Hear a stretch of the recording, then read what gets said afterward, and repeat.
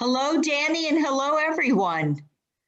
I see who our multitaskers are and our people who don't want to watch a football game. So I think this is going to be a lot better than the football game.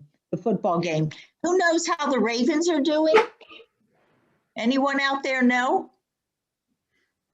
No? All right. Well, I'm going to try and check the score and I'll let you know. I'm excited to introduce to you our friend Danny Ehrlich, who comes to us from Keshet Educational Tours in Israel. We met him on our first trip to Jerusalem, and I'm very excited about this. I've gone to Poland actually with our 12th grade, I think 5 times, where Danny was our tour guide, and it was an absolutely incredible experience. The breadth of his knowledge and his passion and his understanding, I think, is unparalleled. So I'm going to turn this over to Danny, and he can share this with you on the screen. And I think that this will be a wonderful experience for everyone out there. We're going to stay muted, put questions in the chat if you have them for Danny, and he'll also have time at the very end for Q&A. So Danny Ehrlich, your guest. All right, thank you very much, Sherry. It's nice to sort of virtually see people again. This evening, we're going to deal with, I guess, a difficult topic to some degree, which is our relationship to Poland. And it's a complex issue because, as you can see from the heading here, 1,000 years of Jewish Poland. That's a long time. And many of us, myself included, I grew up in the United States. My family's roots were in areas that were Poland. We'll get to that question, where is Poland and what does it include? And we had very negative attitude towards Poland, certainly. And yet, everything was dark. Poland, I like to say, is our dreamscape, but it's our dreamscape of our nightmares. The terrible stories we heard about Jewish life in Poland. But you don't end up with 1,000 years of Jewish history in a place if everything is terrible. And we know that Poland becomes the center of Ashkenazi Jewry. And at a time, we'll see 80% of world Jewry lived in Poland at various points. So we're going to look at the good, the bad, and the ugly and see if we can answer a few questions. I'm going to start a slideshow. And let's see if we can get everything to do it what it's supposed to do. Hold on one sec. Slideshow from the beginning. Okay. And we're going to start here. What I'd like to do over the next 45 minutes or so together is to touch upon these five areas. We're not going to get to answer all of them, but we can at least have directions of understanding, better understanding in each of these areas. First is, how is it that medieval Poland welcomed Jews when almost every other country in Europe was expelling its Jews? How did Jewish life flourish in Poland for more than 1,000 years despite anti-Semitism, especially Catholic Church sponsored anti-Semitism? Can we determine the truth about Poland vis-a-vis its Jews during the Shoah? It's not such a clear picture. Then you constantly hear people saying, well, my family came from Poland in the 1800s or the early 1900s. My family came from Russia. My family came from Austria. My family came from Germany. And then you look at the places and you realize they're talking about the same places, and yet they describe them as being part of a different political entity. Why is there so much confusion? I think we'll be able to put some clarity into that and get a little more idea. And then we really want to end off with what is happening in the Jewish community in Poland today. There is a Jewish community in Poland today again, and it's flourishing in its own way. It's facing its own challenges also. We're going to get a little bit of an insight into that. So away we go. So the first question really has to come up is, how did Jews get to Europe in general? What are we doing there? I mean, we know who we are. Can you see the map? Is the map clear? You can see the map? Okay. How do we end up in Europe? You take a look at Judea. You see where my cursor is here, down on the right. Can you see the cursor? Is that showing up as well? Yes, okay, thank you. The arrow. So we're over here on the Eastern Mediterranean, and we end up here in Europe. Well, the simple answer is we get there at first with the Roman Empire. Here's a map of the Roman Empire in the year 117. We the Judeans, the Jews, are part of the Roman Empire. We are soldiers, administrators, merchants. And we come up with the Roman Empire into parts of Europe throughout this area. You look over here, you see Dacia. This is what is currently Hungary, and German peoples, the Polish peoples up here. So the first thing we have to know is that we Jews end up in Europe well before most of the ethnic groups that make up Europe today show up in Europe, and we'll see that as we go along. But that's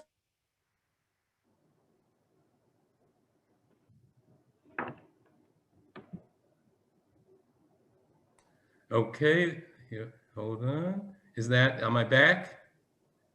Okay. Hold on. Okay. As we end up in Europe as part of coming with the Roman Empire. Now, what that means is we are coming as a literate, worldly population to areas which are pagan, certainly for a long time, generally illiterate, don't have a written alphabet. We have connections to the outside world that they don't. We're a cosmopolitan population. So from what we can tell in the early centuries, 300s, 400s, 500s, 600s, very positive attitudes towards the Jewish merchants and families who make their way into Europe. But what happens to Europe as time goes on? Well, when we have the Roman Empire in the 100s, 200s, 300s, 400s, but by the 500s and 600s, we get the arrival in Europe of various pagan Slavic tribes, including the Polans, right? And as you can see here in the map, they take over these areas. There are other people living here before them, but the Slavs show up in the 500s, 600s. The Magyars, for example, if you can see down here, Hungary, who make up the population of Hungary.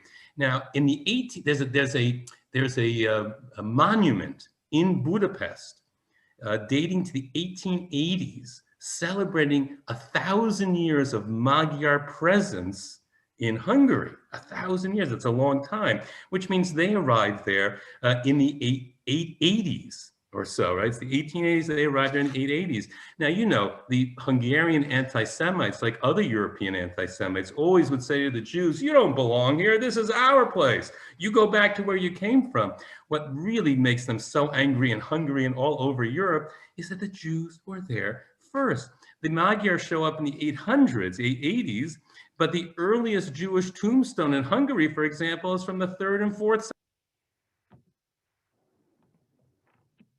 I keep getting muted here. The centuries before the current inhabitants of Europe show up. So that's the first thing that happens. Now, the story of Poland follows the pattern, you can say, of Europe in general. We have the time frames would be the antiquity, if you will, the Roman Empire. This is the 2nd, 3rd, 4th, 5th, 6th centuries. By the 6th century, 600s, 700s, 800s, 900s, even to 1,000, we have these influx of tribal groups coming in, pagan groups. Jews are already in many of these places when these tribal groups arrive and they become part of the society. But something begins to change. And what begins to change is Christianity. Now, it could, ideally, with the pagan tribes becoming Christian, a religion that's closely related to Judaism and in many ways is a outgrowth of Judaism, this could have been something very, very positive for Jews. But as we know our history, it turned out to be a terrible negative as Christians begin to, early Christian leaders begin to define themselves in distinction to the Jews. And as Europe becomes Christian in the 6, 7, 8, 9, 1000s, the atmosphere for the Jews begins to change. But let's come here specifically to Poland. Now, the Jews of Poland have a midrash, if you will. They have a legend of how is it that the Jews came to Poland. Because we looked at the map, right? Well, you know, we're supposed to be in Eretz Yisrael, the land of Israel. And yet here we are in Poland, and not only in Poland as just a place, but it's a place that becomes almost the second Jerusalem, a second Eretz Yisrael. Jewish life flourishes here. So, you know, stories always come to answer questions. So we get a Polish-Jewish midrash, if you will, Polish-Jewish legend that tries to explain it. It goes like this. It comes in a variety of forms. Here's one form, obviously, in English translation. And so it was, after 1,000 years that the exiled Jews had been greatly oppressed for a long time, and the angels saw that there was no limit to their suffering and no end in sight to their misery. Fearful that the handful of Jews might, God forbid, completely disappear from the world, the angels cried out to God and they said to him, "How long is this going to last? You sent the children of Israel out of the wrath that was Eretz Yisrael, the land of Israel, into a flood of hostility and anti-Semitism, and you have provided them with nothing for their support and nowhere for them to rest their weary feet in their long exile." Thereupon, God took out a piece of Eretz Yisrael, a piece of the land of Israel, which he had hidden away in the heavens, says this midrash, this Polish midrash. At the time when the temple was destroyed, God hides away a small piece of Eretz Yisrael, and he sends it down to earth. And he says to his people Israel, "Let this place where I'm sending down a piece of Eretz Yisrael into Europe be a place for my children Israel in their exile." And he says, look at the Hebrew, Polin. Polin. That's the Hebrew word for Poland. Now, what does Polin mean in Hebrew? Po is here, and lin or lan is live. So it's a play on the words in this midrash. God sends down a piece of Eretz Yisrael from heaven, and it's a beautiful country, Poland. I mean, it's fertile, it's green, it's beautiful. Polin, here you shall stay. So what Polish Jewry is saying to us, this is the 1500s, the 1600s, the 1700s, as they're getting started as a big, important Jewish community. We're not just any other Jewish community. We're here because this is divinely ordained for us to be here. Now, there's an alternate name to Polin in Hebrew, and it's on the left there. Look at that, Polania, Polania, Poland, Polania. But look, if you divide that into its three parts, Polania. It's even stronger claim. Here, lan again is lives. What's ya? It's the Hebrew ending for God.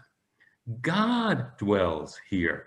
I mean, this is an amazing claim for a diaspora Jewish community, right? It's saying, we know we're not Eretz Yisrael, but God has made this as if it's Eretz Yisrael, and God somehow dwells here with us. So you get a sense of the self-image of Polish Jewry over the century. It's not just another place, it's a place where God has ordained. Now, there's a very ironic, touching ending to this midrash, which of course is written far before and long before the Shoah. And they ask, but what will happen? Eventually the exile will end, and the Messiah will come, and we'll all go back to Jerusalem and Eretz Yisrael. What are we going to do with our homes and our businesses, our synagogues and our communities and schools that we have built up in Poland over the centuries? How can you ask, says the midrash.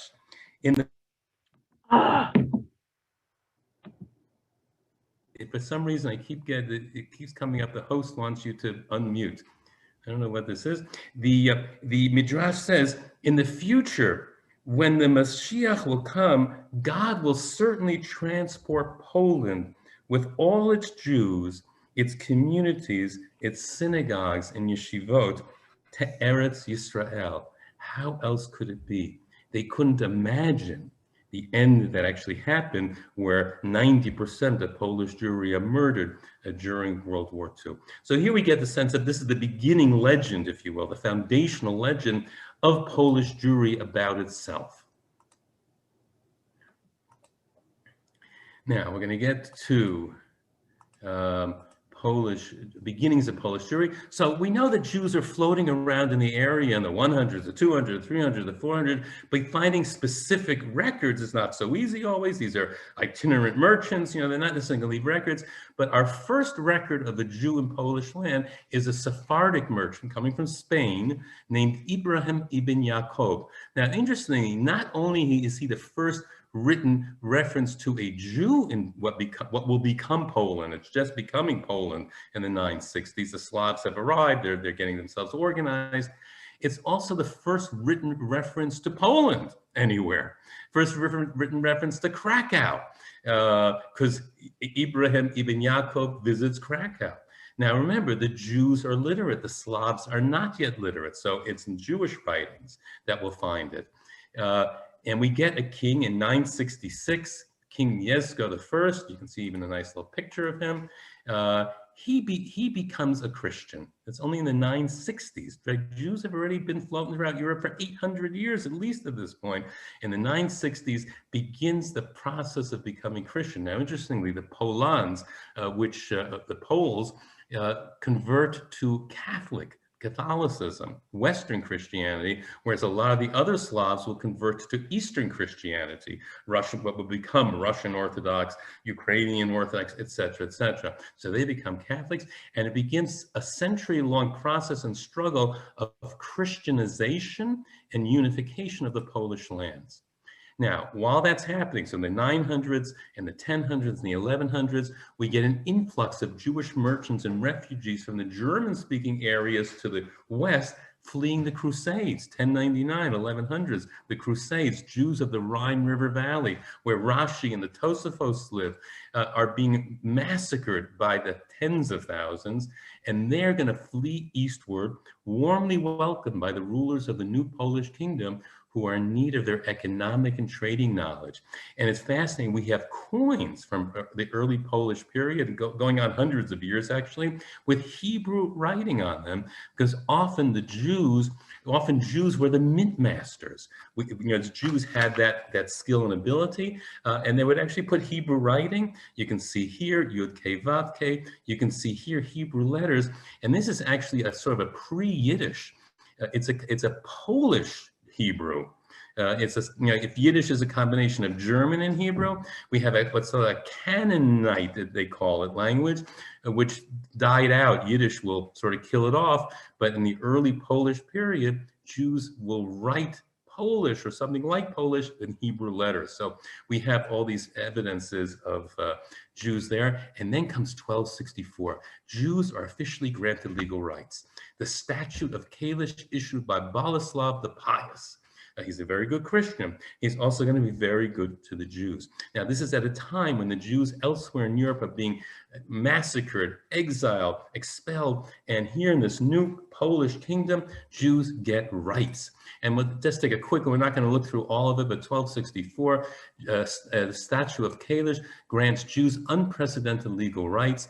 Jews, in red, I put a few things we should look at. If Jews are taken to court, they can't be convicted by just a Christian, which is what's happening all over Europe. You have to have a Jew also to testify in order for the case to be considered valid.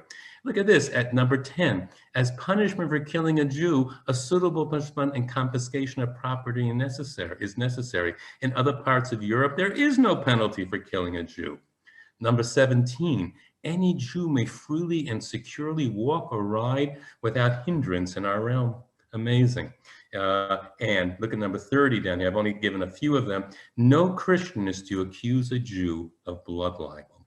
So we know it's in Western Europe, Jews are being executed, they're being massacred, they're being expelled. The new Polish kingdom is welcoming Jews in, it needs Jews in, and is going to give Jews the rights to trade and the rights to live freely or semi-freely, certainly for that time. And then we get a reaffirmation, that's in the 1200s. In 1334, we get to Kazimierz the Great. He reaffirms and expands the Jewish rights as per the Statute of Kalish, and then later Polish kings will keep on reaffirming this. So they keep making sure that the welcome mat is out. Now take a look at the art here. This is done centuries later. You can see on the bottom here the name of the painter in the 1830s, but you see King Kazimierz here in the sort of orange, and you see the Jews coming. They're refugees, right? You can see they're distraught, they're overwrought, and the king is welcoming them. Here's a great picture over here of King Kazimierz. And then we get to the story of Esterika. Do you see Esterika in the lower right corner? Can you see Esterika there? Great, whoops, oh, sorry, I lost that. Let me come back to it. What happens if you, let's go, I'm sorry, let's come back. We'll come back to Esterika. We had the Jewish foundational story of how is it that Poland can become such an important Jewish center when, after all, it's not Eretz Yisrael. Now we get the Polish foundational story about a Jewish presence in Poland. Because remember, stories come to answer a question. And so the Jewish question was, how can Poland become such an important Jewish center when it's not Yerushalayim, Eretz Yisrael? We have Polin, Polania. Here God dwells, or here you shall dwell. Poles are going to ask the question, King Kazimierz and his predecessors and successors are such good Catholics. How can they let the evil Jews in? How can they let the heretical Jews in? How can they let the Christ killers in and give them rights? So we get the story of Esterika. This is the 1300s. The first recording of the story in writing is in the 1500s, but we're pretty sure this is a oral tradition that's passed down over the century. And what's the story of Esterika? Esterika is King Kazimier's concubine, his lover. He falls in love with her. She bewitches him somehow. He loves her, but you know these Jewish women. She bewitches him. And because he loves her so much and because she bewitches him, he gives the Jews rights. And there's all sorts of versions of the story.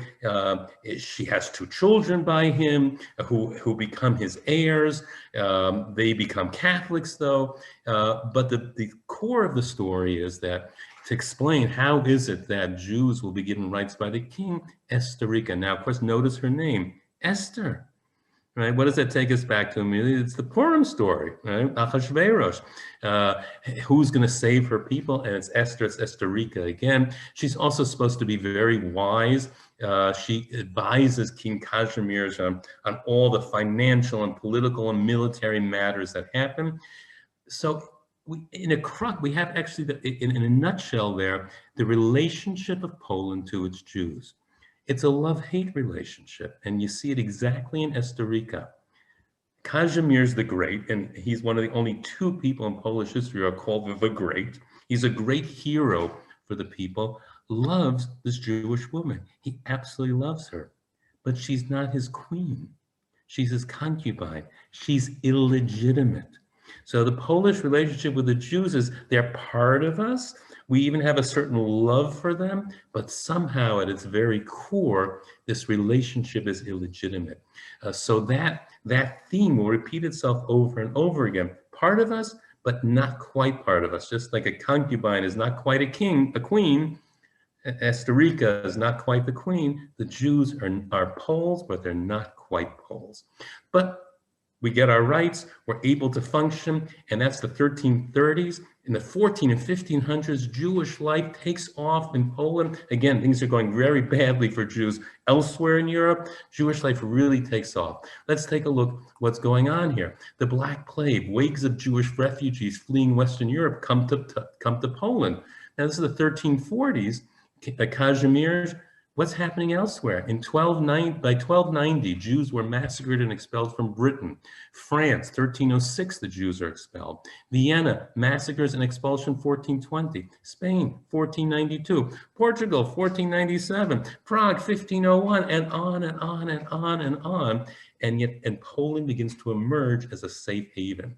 Now, the 1380s, we have the beginning of a union between Poland and Lithuania, and Jewish rights that were granted to the Kingdom of Poland are now granted also to Jews in the Kingdom of Lithuania. So we have a larger area now where Jews can move eastward out of Western Europe, which is becoming more and more dangerous for Jews. 1400s, there's a growth of Jewish population throughout Poland and Lithuania, but there's some pushback, there's some persecution. Jews are expelled from Krakow and Warsaw, but to the suburbs of those cities, they're not by and large massacred and expelled altogether as what's happening in the rest of Europe.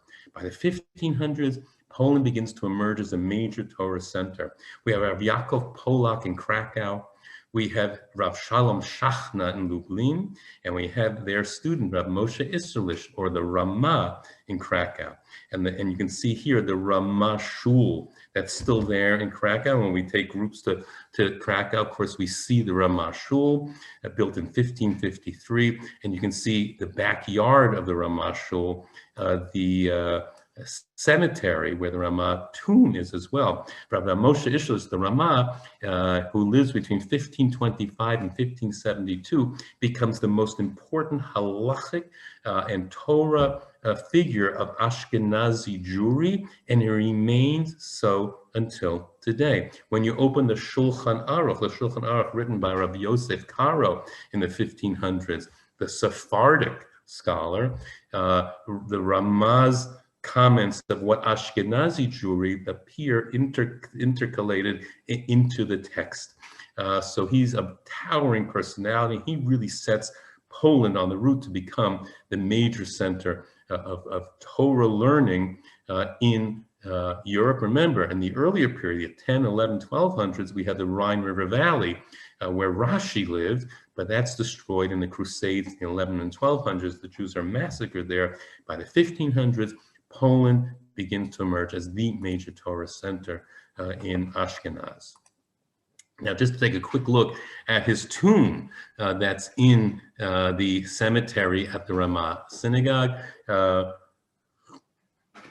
You can see the little bit what's there, and there's the English translation. He was the light of the West, the great Gaon of his generation, our teacher, our Rabbi Moshe, shepherd of the Rock of Israel. And notice in the middle down here, from Moshe to Moshe, none arose like Moshe in Israel. Moshe v'ad Moshe lo haya keMoshe b'Yisrael.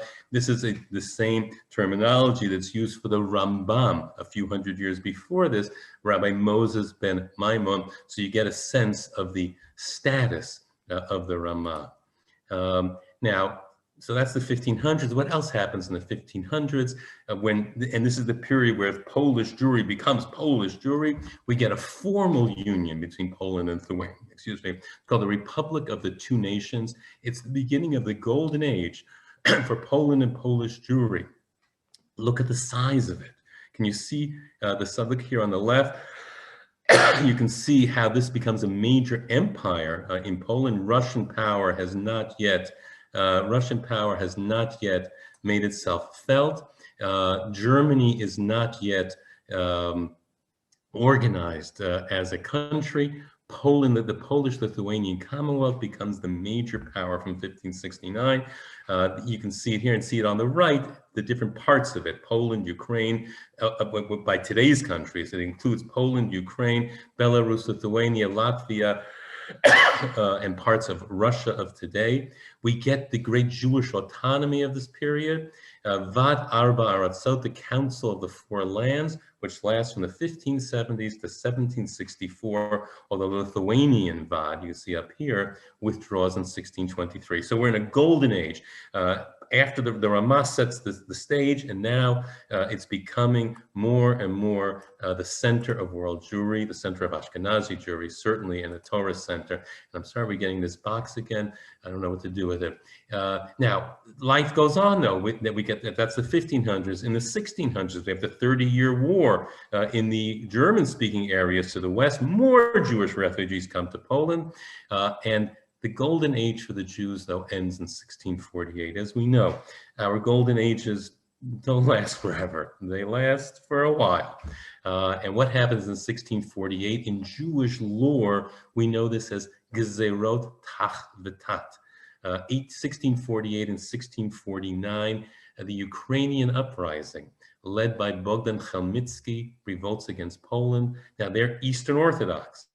They massacred tens of thousands of Jews and Catholics, and this is the end of the golden age of Poland and the end of the golden age of Polish Jewry. With about 100 years of this golden age, but during those 100 years, it becomes very, very dominant. Now, by the way, in contemporary, like Khmelnytsky is seen as a great hero by the Ukrainians. From their perspective, he was a freedom fighter. From our perspective, he was a mass murderer of Jews. You know, they're saying with the current, cancel culture, if we Jews demanded to take down every statue and picture of people who murder Jews, there'll be no statues left anywhere in Europe. Be a little bit of a problem. In any event, what happens now with these uprisings and these wars?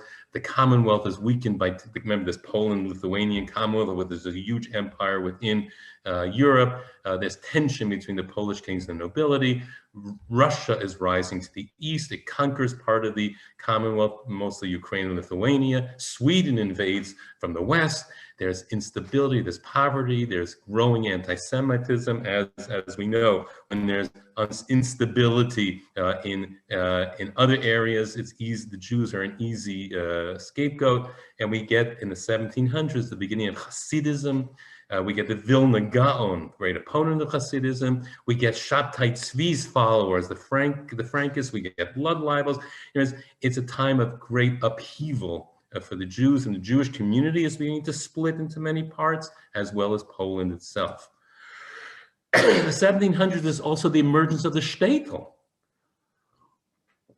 We've all heard about the shtetl. What was the shtetl? It emerges earlier, but the 1700s it becomes really very dominant. The Jewish market villages. Some of the shtetl are 90% Jewish, 100% Jewish. It depends, where you are.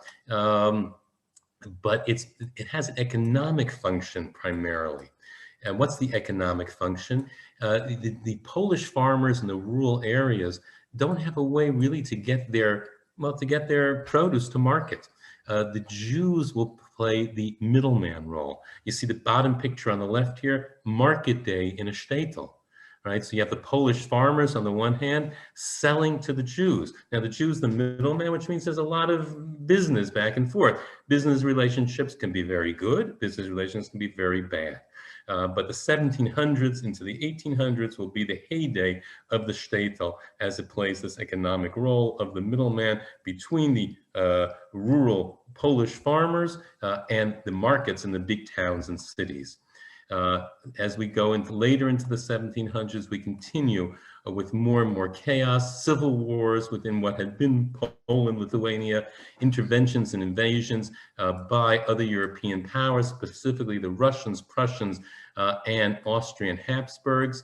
The Council of the Four Lands is disbanded in 1764. Its prime purpose was to collect taxes from the Jews for the government. By 1764, they feel that they can collect it directly from the Jews. They don't need the Council of Four Lands. But look at the census. In 1764, there's a census, and they count about 750,000 Jews in the Polish-Lithuanian Commonwealth. That's a lot of people. And estimates are that it was probably 20% higher than that, so closer to 1 million Jews out of it, because people didn't report because they were afraid of tax issues, out of a total population of 12 to 14 million. So Jews were already a significant population there. And then in the 1770s to the 1790s, we get the last gasps of Polish independence, partitions of Poland by Prussia, Austria, and Russia. But in 1791, before the last partition, the Poles do a constitution. They're very proud of the constitution. It's one of the first constitutions in the world, and it guarantees individual civil rights for all, unheard of in most countries, including for Jews. But it's very short-lived, because by 1795, Poland is erased from the map of Europe for 123 years until 1918. It is partitioned into 3 big parts.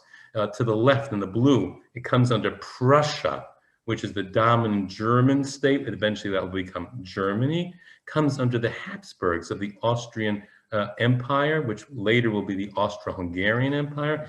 This area, you see Lvov and Krakow, this is Galicia, heavily, heavily Jewish. And then Central Poland, Ukraine, Belarus, Lithuania, Latvia, and even parts of what we would today call Russia, all come under Russian rule. Now, what this means is that from 1795 to 1918, there is no Poland. And the Jews of Poland no longer live in a single political, cultural, religious, or linguistic entity. The Jews of Western Poland, which was the smallest group, are under German rule. The Jews of southern Poland, Galicia, are under Austrian rule. And the Jews of central Poland, formerly Polish-Lithuania, Latvia, Belarus, and Ukraine, are under Russian Tsarist rules. Their experiences are going to be very, very different. And now we also begin to get a sense of why do we hear different things? I come from Russia, I come from Austria, I come from Prussia. No, in reality, they all come from Poland. It's just the rulers change over time. Now, into that story comes the Pale of Settlement. Because you remember, so the Russians take over huge parts of what had been formerly Polish Lithuania, Poland and Lithuania. Now, the partition of Poland brought Russia millions of Jews who were living in these areas. Now, the Russians had already banned Jews from living in Russia from the 1500s. They didn't, so they conquer or annex all these huge areas of Poland, and along with it come millions of Jews, or well over a million, actually millions of Jews, and they do not want them moving into Russia. So they create what's called, they call the Pale of Settlement. It's used elsewhere in other parts of Europe, also a Pale of Settlement, and Jews are basically confined to living in these areas. To a large part, the Pale, most of it except for the most southern part, is essentially where the Jews were living beforehand in Poland, Lithuania, Latvia, etc. So Jews have to stay where they are, even though the border changes. And as this had been Poland, now it's under Russia, and Jews will be required to continue living there and are not allowed to move into Russia itself. Now, this is the century, also the 1800s, where in partition, that the growth of the Hasidic movements, and part of it has to do with the upheavals and Hasidism and great poverty that the Jews are facing, especially in the Russian areas, but also in some of the Austrian and Prussian areas. There's a lot of Hasidic movements, but the three biggies, if you will, is going to be Ger, which is going to be in the area of Warsaw. You can see over here, the area of Warsaw in Russian Poland. And we're going to have Bubov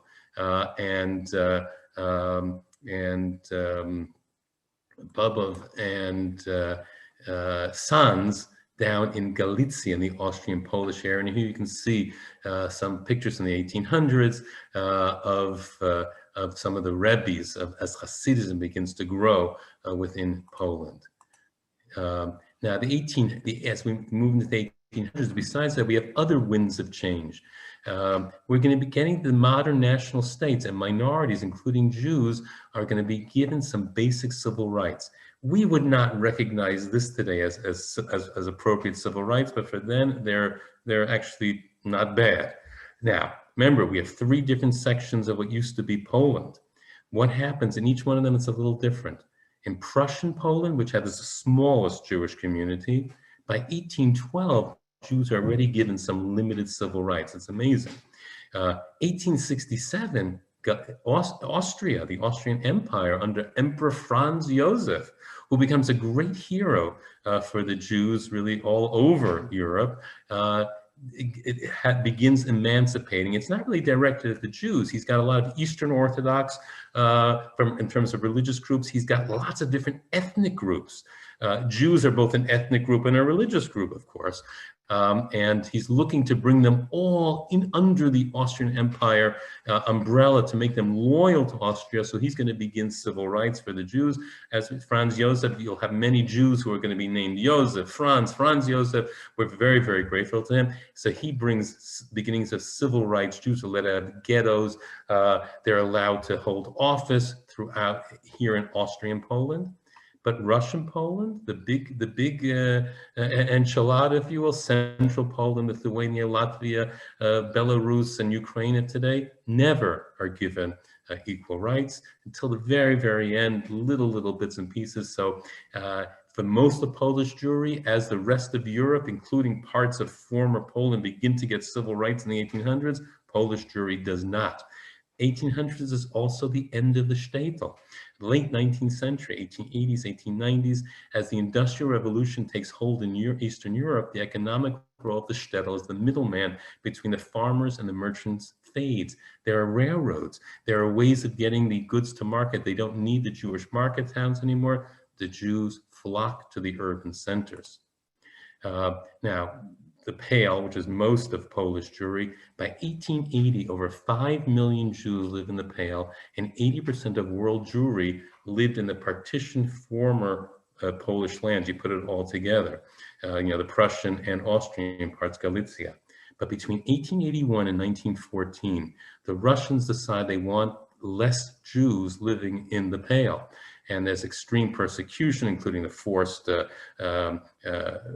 drafts starting in the 1830s, 1840s, economic restrictions. Jews are not allowed to do all sorts of things, and mass expulsions. Over 2.5 million Jews flee from the Pale and other sections of partitioned Poland, mostly to the US. And this is really where the American Jewish community gets its big start. I mean, we had we had Germans there before, we had some Spartan there before, but this is really the beginning of the big growth of the American Jewish community. And here, if you will, we'll have a short scene from Fiddler on the Roof. This is the expulsion from Anatevka. Can you hear it? Can you hear it? Can you see it here?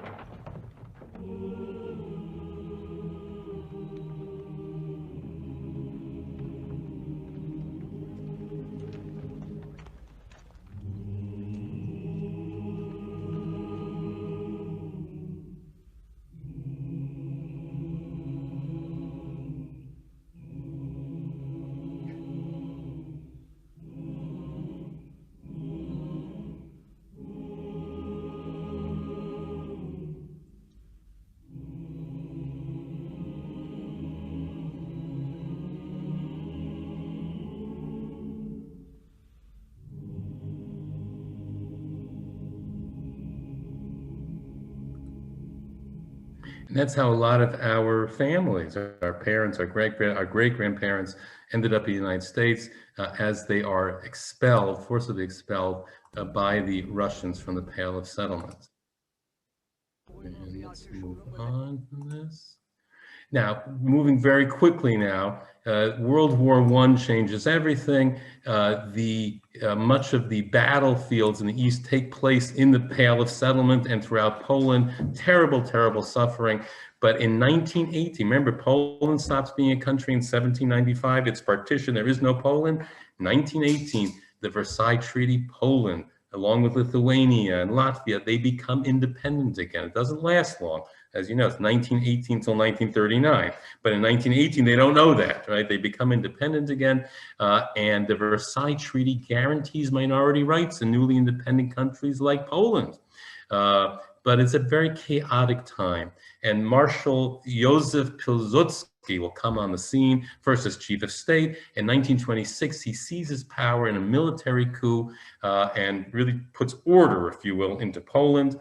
He's seen as a great friend and defender of the Jewish community, and Jewish life flourishes after World War I. And again, now we have a unified Poland. It includes part of what is today Ukraine and Belarus and Lithuania and Poland itself. And we have Yiddish theater and literature, YIVO, Zionist movements, Maccabeus sports, Hebrew and Polish education, Jewish members of parliament, reform and modern Orthodoxy, Yeshivat Chachmei Lublin. Jews participate fully in civil life and begin to feel Polish. They begin to feel Polish. It's new. They haven't felt Polish for a long time. My family arrived, my maternal grandfather arrived, his family arrived in the US in the 1860s. Right? As far as they were concerned, they were from somewhere, Germany. It turns out they came from Galicia in Poland. My grandmother's family came in 1903 from, well, she said, she was 3 years old, from Russia.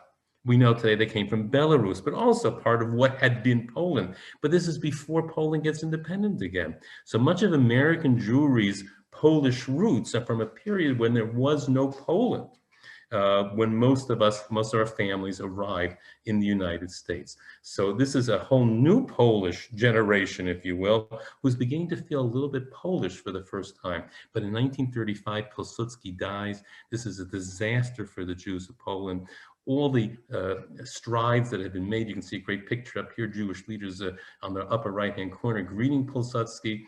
The Catholic and national political leadership, which takes over, rolls back Pilsudski's idea of a multicultural Poland and anti-Jewish measures, including economic boycotts of Jewish businesses, limits on number of Jewish students allowed in university, restrictions on shechita, and they usher in an environment of tolerance of physical attacks on Jews. Many young Jews will leave in these years, thank God. My father-in-law got out in 1939 from a small town in Poland because they saw there was no future. They didn't imagine the Shoah, but they saw that things were not going well in Poland, and they got out. But by 1939, the Jews of Poland, remember, the shtetl is basically dying. Jews have moved to the main cities. By 1939, most Jews are living in cities. Take a look, Warsaw, 352,000 Jews, where Jews are 30% of the population. Lodz has 202,000 Jews. Vilna, Krakow, etc., etc. It's already quite, there's still plenty of Jews living in the countryside, but it's become an urban population as Jews have flocked to the countryside. Remember, in those interwar years, becoming very Polish, a good amount of assimilation going on. For the first time, you have Jews who speak Polish as opposed to Yiddish or Russian or German.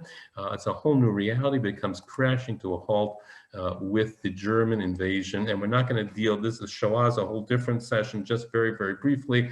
What basically happens is, once again, from, remember, in 1795 to 1918, there is no Poland. They're partitioned. Again, 1939, they're partitioned. Generally, roughly, the eastern and central parts the western and central parts come under the German Nazis. The eastern parts come under the Russian Soviets. If you look on the right, you can see there's a subdivision.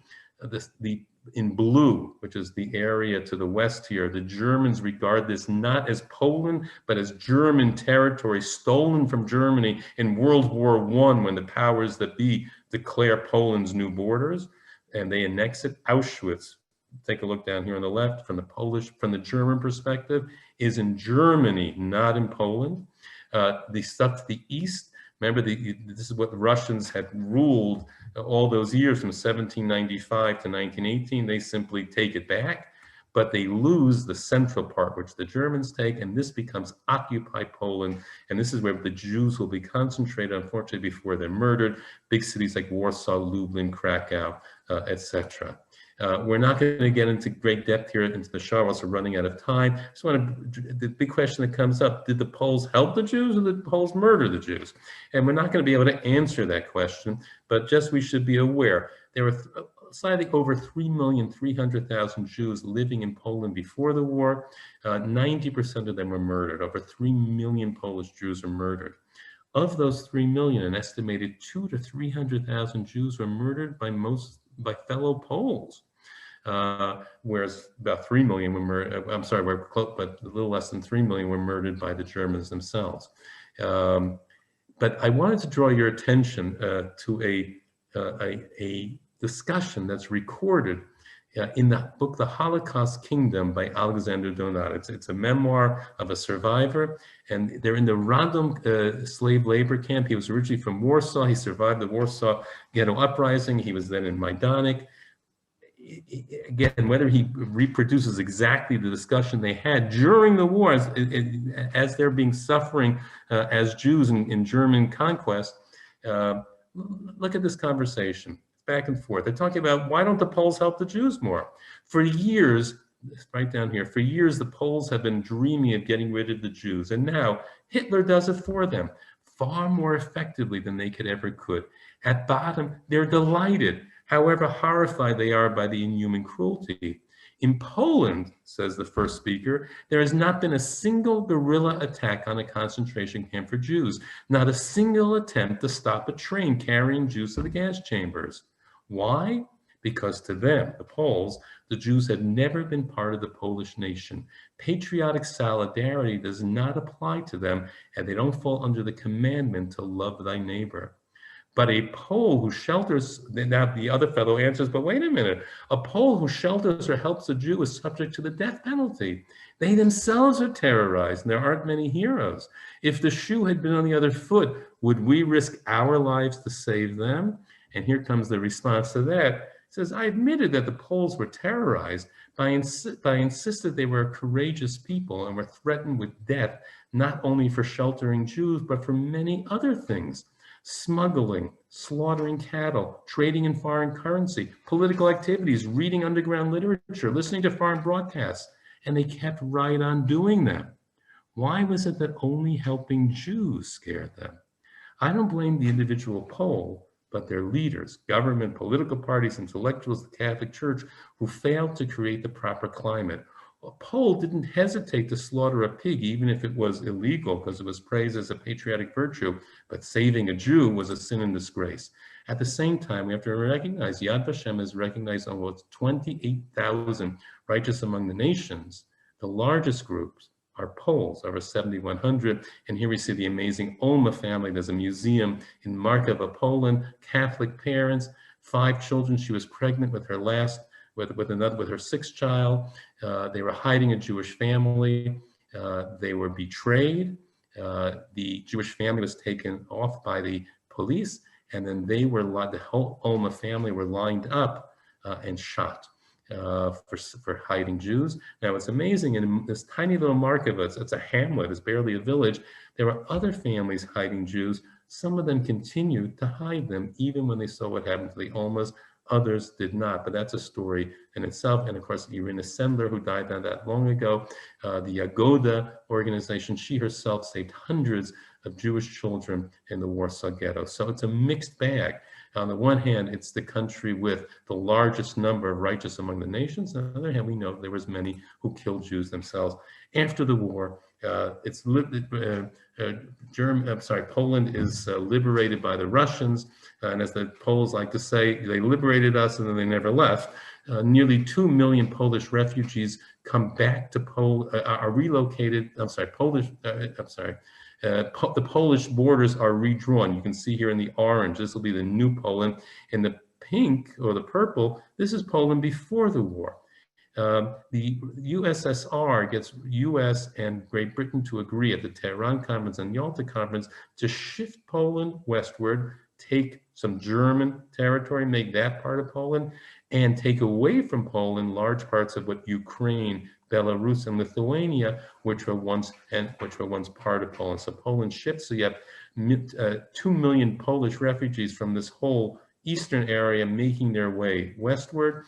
At the same time, over 200,000 Jewish survivors returned to Poland from the USSR. Unfortunately, 1945 to 47, hundreds of Jews are killed in pogroms, and tens of thousands of Jews flee Poland to the west. And as communism is imposed on the country, initially Jewish life is allowed to restart, but with Stalinization, 50 to 56, almost everything is disbanded. In 56, there's a brief reopening, but then closed again. 56 to 1960, 50,000 Jews are allowed to emigrate, leaving about 45,000 Jews officially in Poland. After the Six-Day War, Poland, along with the whole Eastern Bloc, breaks diplomatic relations with Israel and expels 15,000 Jews, leaving maybe 30,000 or less. Most Jewish schools and organizations are closed. Jewish life moves mostly underground. And then quickly what begins to change, 1979, Polish-born Pope John Paul II makes the first visit to Poland. His visit galvanizes the growing opposition to the communist regime and the failing economy. 1980, the Solidarity Movement. 1981, though, the Polish communist military stages a coup. They got to put a stop to these cracks in the wall. But they begin to do a liberalization. Jewish life begins to come out of the closet. We get the first Krakow Jewish festival already taking place in 1987, and the first March of the Living is in 1987, and it's only in 89 the end of communist rule in Poland.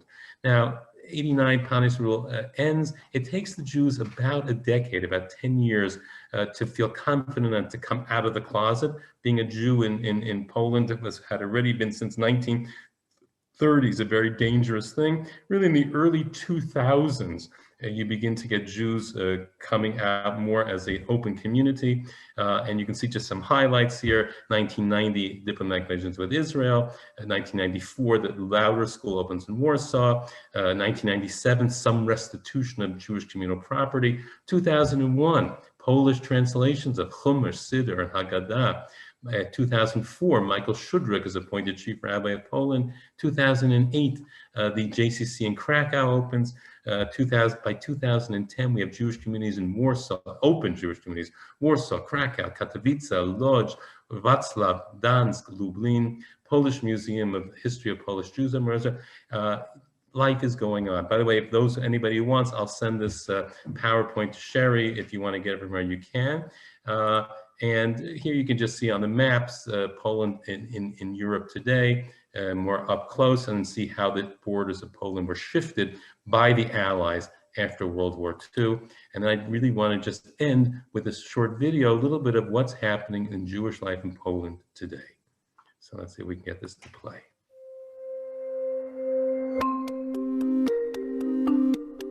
Walk through the Jewish quarter in Krakow, Poland, and the juxtaposition is almost surreal. Buildings are marked in Hebrew, synagogues are open for visitors, and yet most people in the streets likely aren't Jewish. At one point, the city housed 70,000 Jews, 70,000 Jews who lived, thrived in the city of Krakow. 65,000 were murdered by the Nazis, likely either in this square in the middle of the Krakow ghetto, in their homes, or in an extermination camp. The Holocaust Museum says just 4,282 Jews resurfaced in the city after the war. That's 6% of the population. Most of the surviving Jews left Poland or were killed during the country's transition to communism. In the early 1990s, less than a few hundred Jews were left in Krakow. Sofia Radzikowska is one of them. It's not easy to remember all this. We had to. We had to, because, as I said, we are the last. She and her mother went into hiding as World War II began and lived as Catholics for most of her childhood. I learned behave like a Catholic, what to behave to go to church. Very early I learned to read. So I even could read the prayer book. And well, I did it. She blocked most of her childhood and her Judaism from her mind. And when I began to talk, only then I began to remember. Now that she remembers and has found her Judaism again, Sofia speaks about her experience frequently. It was important and it is important because it's the place that I belong to. Even, of course, I am Polish as well, because I belong to this country, but Jews are natural. Her memories connect her to the growing Jewish population. Yes, I said growing. In fact, Judaism is booming in Krakow. Much of it can be attributed to the establishment of a Jewish community center. In a city where in the guidebooks it says there are 100 Jews, we now have 700 Jewish members. The backdrop of the Holocaust and all the horror just makes this rebirth of Jewish life all the more amazing and beautiful and important. Jonathan Ornstein has been the JCC's director since it was created 10 years ago. He says the growth is not attributed to a mass of Jewish people moving to Krakow, but instead to Polish people discovering their Jewish roots, hidden after the Holocaust and decades of communism. The JCC is there to guide them on their newly found journey. I think for us, the most important thing when somebody finds out that they're Jewish is for them to feel that they're not strange, that there's nothing weird about it, they're not alone. People like Marciana Kubala, who discovered her Jewish roots as a teenager. I went to Jewish Sunday school even before I knew that I was Jewish. Our mom found a workshop for kids about Jewish culture. It wasn't scary, it wasn't something, unknown. But for many, it is scary. Some of them are really confused because, for instance, if you're a 20-year-old person with a strong Christian identity, and then you're discovering that the part of your family was Jewish. They're in the moment of decision, which way should I go? And we're laughing that we have 50 Shades of Judaism in our student club. Marciana has made it her job to help people with their Jewish connection. At the JCC, it doesn't have to be a religious one. For us, the focus is on community. Everyone can feel welcomed here. I think it's very precious for many young people that they have a safe, open space to come and to express their identity. It's about connection. Young people can connect with each other or with one of the 60 survivors living there, like Sophia. It is our great hope, because we are past and they are future. As the JCC grows and other Jewish organizations begin to bloom in Krakow, the history of those who lived and thrived there is deeply ingrained and always will be. But the focus is on what lies ahead for this tiny but strong community. If you're alone, you don't have this power to go forward. Not that much, I think. If we're together, we can do more things, greater things. We don't want to be defined by the past. There is now and there is tomorrow.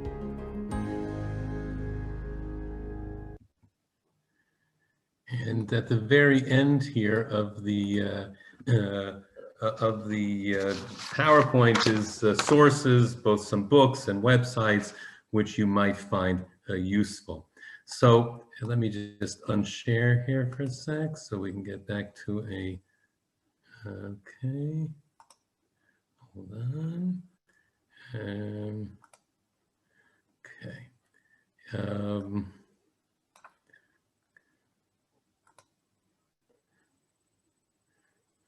Okay.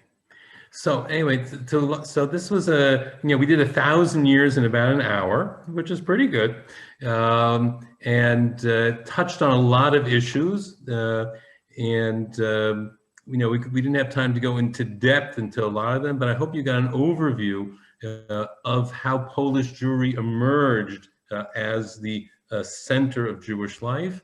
Danny, could you just take a glance through the chat room? There were a few questions that people had as we were going along. I didn't see the chats. Let's see. So let's see. Recording the game. It was 1710's Ravens, 1713 Ravens. Have you heard of Angazitz? I don't think so. My grandfather was Stanislav, and it was bounced around so many countries. Yeah, I mean, this is so often what happens is that, you come from, if you have a 20-year difference in time, let's say when somebody came from the same town, they might have come from different countries, depending, because the borders kept moving. Let's see, Jack Kissinger, right, Rav Isserlich, and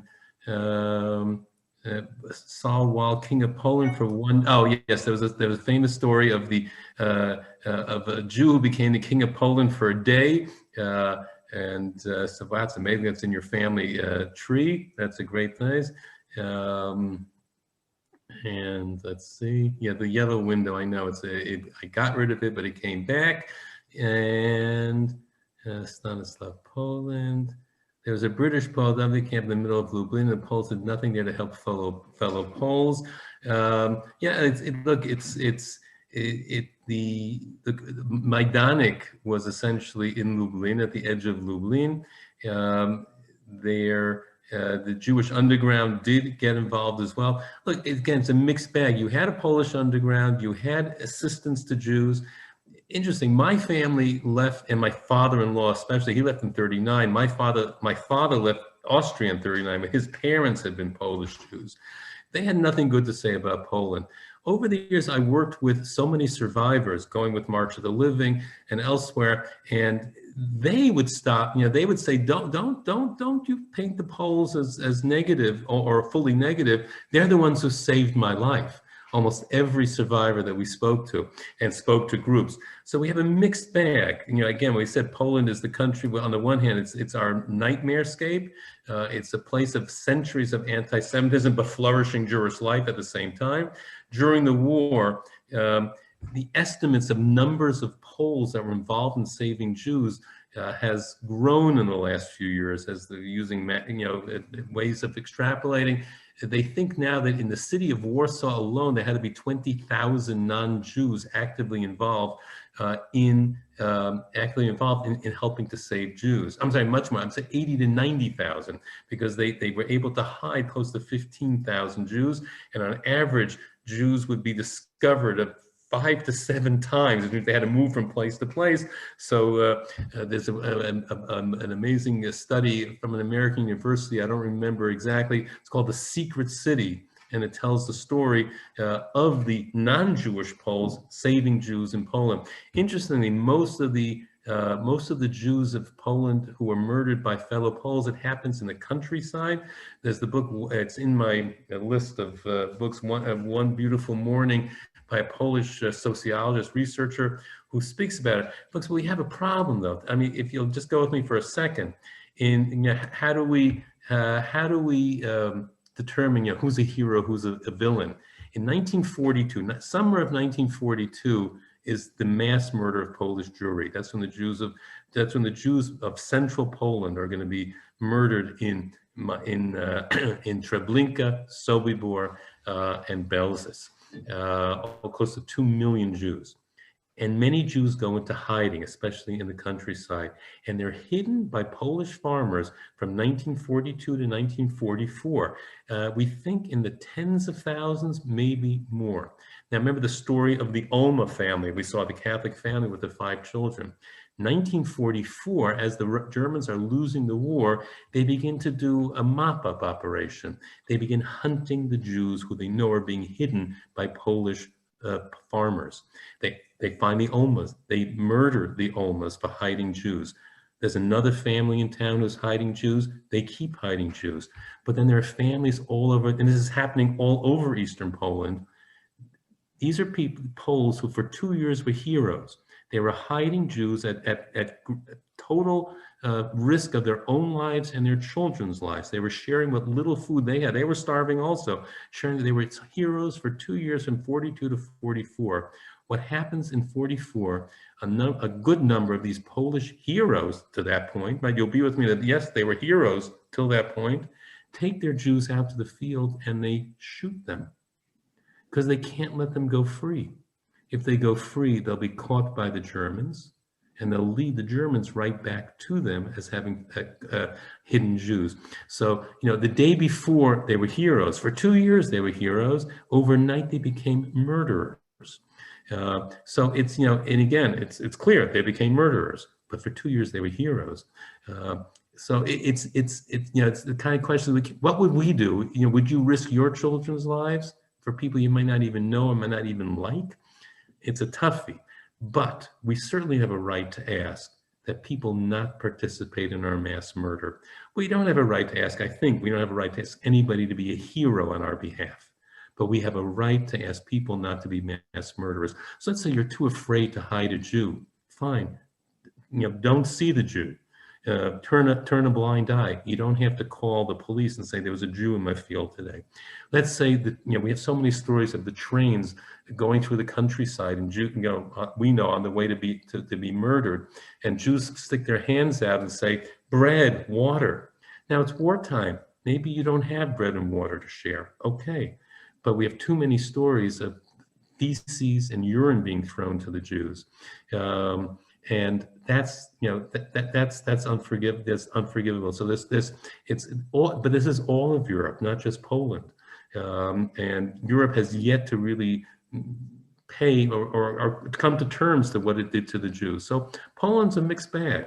On the one hand, it had the most righteous among the nations, as recognized by Yad Vashem. At the same time, it also had the largest Jewish community, 90% of whom was murdered. And one last piece. Remember, the Germans, the Nazis saw the Poles, the Slavs in general, as only half a step above the Jews. Jews were to be murdered after being worked to death, were to be murdered. The Poles were to be kept as slaves for the 1,000-year German Reich. First thing the Germans do when they march into Poland, they close all the schools past 6th grade. All you need is basic reading and writing and arithmetic. So they don't see the Poles as that much better than the Jews. The Poles suffer terribly in World War II. But the way Jan Karski, who was a underground courier sent by the Polish government in exile to Washington and to London to try to help Poland and help the Jews of Poland, said, look, for Poles, for non-Jewish Poles, the war was a disaster. For Jewish Poles, it was the end of the world. So there was a big difference in the suffering. Certainly some Poles did what they could, more Poles than we thought, but there are other Poles. What I want to say is the Poles, because they were seen by the Germans as almost subhuman or anti-human like the Jews were, they weren't invited to the party. The Latvians were invited to be collaborators, and they collaborated. Lithuanians were invited to be collaborators. French and Dutch were invited to be collaborators, and they did. The Poles weren't invited. So that's also one of the reasons that they didn't become collaborators in the same way that some of the others groups in Europe did, official collaborators with the Germans. So again, this is a topic in and of itself. We can do many hours on that, but I hope you got a little bit of piece that there were, then you have David Engels is writing. One of the important books to read is, and it's on my list I put there, is Jan Gross's Fear, Polish Anti-Semitism After Auschwitz, in which he says, all these arguments are fine and good. How do you explain after the war, when Jews come back to their homes, rather than being greeted by their neighbors, wow, thank God you survived, they're run out of town on a rail in the good case. In the bad case, they're murdered, like in Kielce. There are pogroms all over Poland in 1945, 46. It's a damning book. It's worth reading. And there are many Poles trying to come to terms with that history. How do we move forward as a modern nation today when we have this in our history? So that's a very good point, David. And I really urge the reading of Jan Gross's book, Fear. He also wrote the book Neighbors, which tells the story of the Jedwabne massacre, which had been blamed by the Poles originally on the Russians. Turns out it was the Polish and residents of the town that burned their own Jewish neighbors in a barn. So on that note, I'm going to thank Danny for his breadth of knowledge. Maybe we can get him back and he can give us some more. Anyone here post-COVID who is looking to go searching for your history, finding your family, Keshet is a great source of going to Poland on a tour, and Danny can be a resource for you. And if you would like to get in touch with him, let me know. And I thank all of you for the attentiveness and your participation in all of our virtual tours that Keshet was a part of. And wish you a good afternoon. Anyone have a final score? This is important stuff, Danny. I know. Well, it's better than thinking about some of the other things going on. So well, it's a lot I'll safer. go with football. Well, I don't see anyone. Lila Tov from Lila Israel. Tov. Oh, right. Lila Tov to you. All right. 11:15. Be well. All right. Take care. I'm going to unmute everyone. You can say hi, see friends for a second. Sherry, if you'll unmute all of us. Everyone has the opportunity to unmute. Okay. If anyone would like to unmute, say hello. You can unmute yourself. We're not. Hello, everybody. Oh, hello, everybody. This is Leah Elia. I want to know if we'll be able to see this again and have fresh seats. We have it recorded, so we do have that capability. Okay, and we can find out how to get it. Yes, and I will send Sherry the PowerPoint if anybody wants it. Oh, thank you so much. Wonderful. Wonderful. Thank you so much. Danny, do you do private tours to Poland? Yes. We also, in good days when we don't have Corona, sometimes I do. Mostly I do groups, but I've done some private. Yes. So my family my parents are from Józefów, which is a shtetl near Lublin. Oh, and my father survived Majdanek because he escaped the night before he was going to be gassed. So And my parent, according to somebody, reporters in the 60s, my grandfather's house is still standing there. Do you think if I knocked on the door, they'd let me in? Yes, after the war, no. Today, this is third and fourth generation sometimes, they don't have the same emotional stake in it. And they themselves, younger Poles today are fascinated by this. It's a piece of missing Polish history for them.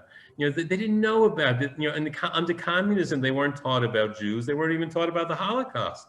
So as they've reclaimed their independence today and they're looking back, what does it mean to be Polish? Jewish, for many of them, has become a subset of Polish, and they're fascinated by it. Again, I know that there's a memorial on the grounds where my grandmother and my aunts are. Just like 1,500 to 2,000 people were massacred in July of 42. 42. So there's right outside the town. They actually, there is a memorial there.